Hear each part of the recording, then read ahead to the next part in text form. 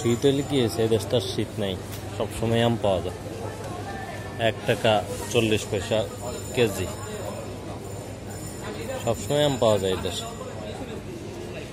এইটা কত টাকা করতে, এটার দাম একটু বেশি, 15 টাকা 2 পিস।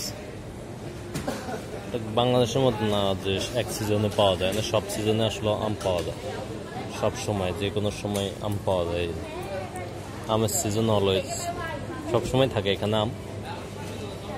আমের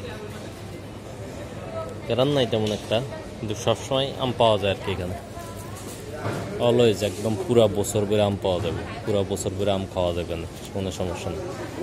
গ্যারান তেমন একটা গ্যারান